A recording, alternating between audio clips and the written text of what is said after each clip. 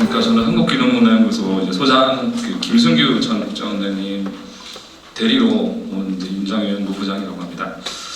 이 법을 잘 말씀해 주셨는데 조금만 보완하도록 하겠습니다.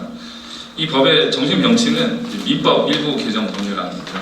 민법 일부 개정 법률안은 법조인 법률 선배님도 계시지만 민법을 일부 바꾼다는 게 이제 민법 일부 개정 법률안이고, 민법에 이제 법인이라는 파트가 있습니다. 법인을 어떻게 설립하고 어떻게 취소하는 파트가 있는데, 그거를 이제 개정을 하겠다는 겁니다. 이 법인은 교회와 관련이 있습니다. 보통은 교회는 이제 세무서에 등록을 해서 고유번호증을 받죠. 그래서 이 일종의 법인은 아니지만 교단은 법인입니다.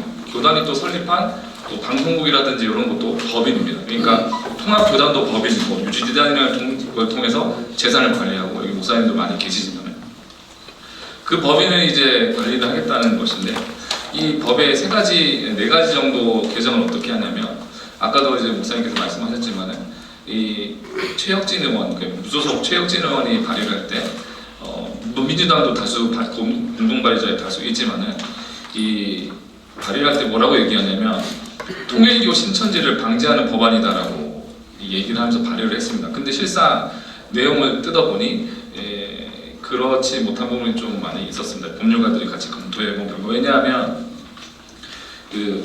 발의자가 100번 양보해서 발의자가 이거는 신천지랑 통일교를 위한 법안이라고 할지라도 법 안에 법에 어떤 내용이 있으면 판사나 어떤 정부는 이 법안을 통해서 하게끔 되어 있습니다. 그러니까 발의자의 의도가 아니라 법안에 어떻게 되어 있는지를 통해서 이제 판단을 하게끔 되어 있거든요. 이 내용을 간략하게 말씀을 드리도록 하겠습니다. 첫 번째는 이 법인에 대해서, 그러니까 교단, 또 대형 교회는 또 단독 법인도 있죠. 법인에 대해서 어떤 걸 정부가 할 수 있느냐, 문체부가, 문화체육관광부가 관계 서류 장부 또는 참고 자료의 제출을 명령할 수가 있습니다. 그리고 또 법인 대표에 대한 출석과 징수를 요구할 수 있습니다. 예. 근데 이거는 사실상 수사거든요, 수사. 이 검찰이나 수사기관에서 장부 가져와라, 어떤 자료 가져와라, 출석해서 징수하라고 할 수 있는데, 이거를 어떻게 얘기를 하냐면 법에다가 뭐라고 했냐면, 이거는 긴급을 요하거나 어떤 달성할 수 없을 경우에는 그렇지 아니다. 그러니까 자료를 제출하거나 또 관계인을 소환할 때 먼저 얘기를 하고 소환할 수가 있지만, 주무관청이 긴급하다고 판단할 수 있을 때는 그냥 예고 없이 들어가서 할 수 있다고 법안에 얘기해놨습니다. 그러니까 사실상 이거는 예고 없이 긴급하게 어떤 조치를 할 수 있는 칼이 정부에 주어지는 것이고요. 두 번째는 이 정교분리의 원칙을 위반했을 때, 법인이 정교분리의 원칙을 위반해서 선거 정당 후보자와 관련해서 체계적 정치적으로 정치 활동을 하거나 조직적 반복적으로 개입할 때 이 법인을 해산할 수 있다. 이게 설립을 취소할 수 있다고 되어 있는데, 이게 좀 어떤 의미냐면, 정치에 대해서 또 선거에 대해서 교회는 아무 말도 하지 말라고 해석이 될 여지가 있습니다. 목사님 선배님도 잘 아시지만, 교회는 나라가 바로 가지 않을 때, 그리고 어떤 정책이 바로 가지 않을 때 이건 틀린 길이라고 얘기할 책임이 있고 권리가 있습니다. 근데 이게 이 법안을 통해서 이게 좀 정교분리 위반이라고 해석이 될 여지가, 그런 가능성이 있고요.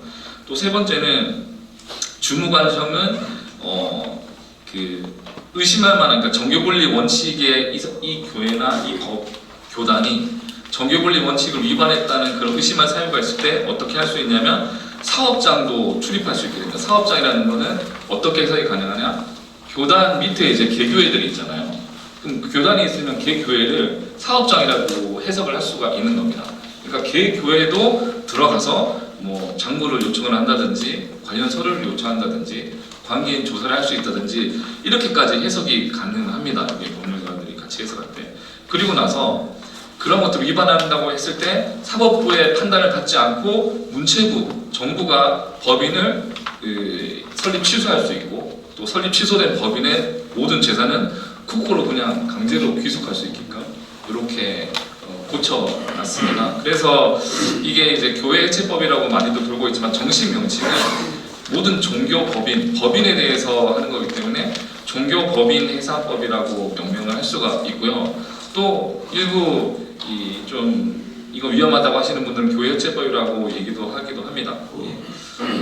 그래서 이게 좀 문제가 있다. 예를 들어서 낙태법이라든지 차별금지법이 교단에서 결의를 해서 우리 교단이 이걸 반대한다고 할 수가 있고, 또 국회의원들에게 뭐 전화를 하든지 서명운동을 할 수가 있지 않습니까? 근데 이게 정교 분리 원칙을 위반해서 교단이 이런 행동을 했다고 해석될 여지가 있기 때문에 요거는 좀 많은 분들이 우려하시는 것처럼 이런 위험이 있습니다. 그래서 여기까지 설명.